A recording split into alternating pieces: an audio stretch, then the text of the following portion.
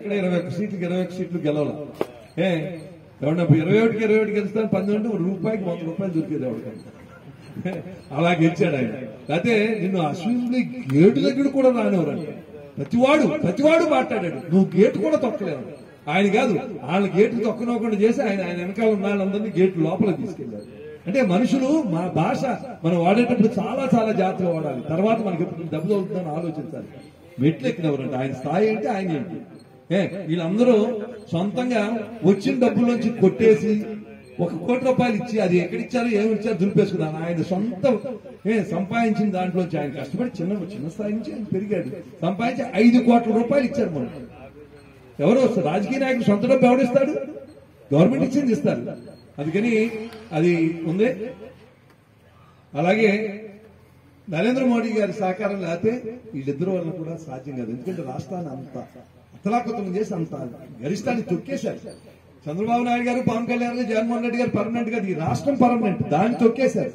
అందుకని కేంద్ర సహకారం లేకుండా చేయలేమని చేస్తే మన బడ్జెట్ లో 53,000 కోట్లు ఆంధ్రప్రదేశ్ కు పెట్టారు. 15,000 అంటే మంచికి చెడుకి వేరే ఏమో అక్కడ మీరు 2 చూడండి చాలు. 33,000 ఎకరాలు రైతులు ఇస్తే చక్కగా నేను చూసేవాడిని. రోడ్లు, డ్రైన్లు, బిల్డింగ్లు ఎంత కలకలలాడుతూ ఉండేది. ఆ మధ్య వెళ్తే అడవి లేక మొత్తం అంతా అడివే. 5 ఏళ్లు వదిలేస్తే 3 పంటలు పడ్డే భూమి ఈ పిచ్చ మొక్కలు పిచ్చ మొక్కలు కూడా 4 ఏళ్ళు 5 ఏళ్ళు అంటే మీ పొలాల్లో వదిలేసిన పొలాలు తెలుస్తాయి కదా. ఎంత 10 అడుగులు 12 అడుగులు పెరిగిపోయి ఒక అడవిలాగా ఉంది. మంచికి చెడుకి అది. ఇప్పుడు 400 పొట్లైన డే అండ్ నైట్ 33,000 ఎకరాలు. ఒక రోజులో అయ్యేది కదా. 400 పొట్లైండు 3 నెలల నుంచి పని చేస్తా అంటే ఇప్పుడు ఒక కొలిక్కి వస్తాను. అంటే చెడుకి మంచికి. తర్వాత మీ అందరూ దానికి 15,000 రూపాయలు మోడీ గారు ఇచ్చారు. 15,000 కోట్లు. అలాగే మనకి రాబోయే రోజుల్లో కృష్ణా నదిలో నీళ్లు రావు, పైన ప్రాజెక్టులు వచ్చేస్తున్నాయి. శ్రీశైలం, నాగార్జున, రాల్మట్టి, రకరకాలు.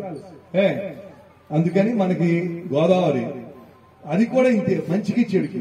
డయాఫ్రమ్ వాళ్ళు కట్టి 6 అడుగులు వెడల్పు భూమిలోకి ఈ పక్క నుంచి ఆ పక్కకి కింద సీపేజ్ లేకుండా కడతారు. అది సీపేజ్ లేకుండా కట్టకపోతే ఆ ప్రాజెక్టు అంత నీళ్లు అంత ఎత్తులో పెడితే తోసేసుకొస్తే రాజమండ్రి, కొవ్వూరు కింద పట్టణాలు ఏమి ఉండవు. అందుకని డయాఫ్రమ్ వాళ్ళు కట్టాలి. కడితే దాన్ని నాశనం చేశారు.